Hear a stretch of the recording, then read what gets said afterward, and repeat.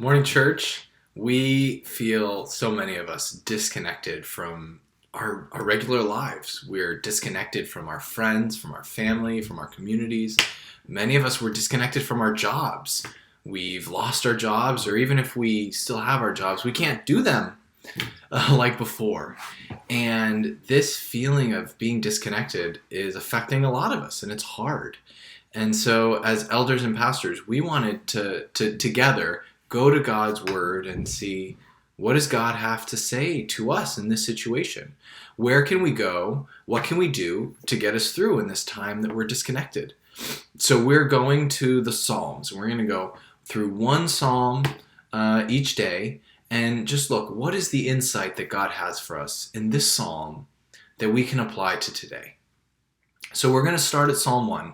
And Psalm 1 paints a picture of a person and describes this person as being like a tree planted by streams of water whose leaf does not wither. And the idea of this picture is, no matter what's going on with the weather, the climate, the season, this tree has access to streams of water down deep, and this tree has let its roots sink deep into these streams of water so that it flourishes through the drought, through the storm, through whatever it is. And so you might say, hey, that sounds great. I want to be like a tree like that, because right now I feel cut off. I don't feel access to all the waters that usually flow. So Psalm 1 tells us this man is the one who delights in the law of God, who meditates on God's law day and night. And so if we want to have access to streams of waters that never stop flowing, even when we're cut off from everything else, now is the time for us as a church to go to God's word, to go to God in prayer, and to meditate on who God is and what he's done.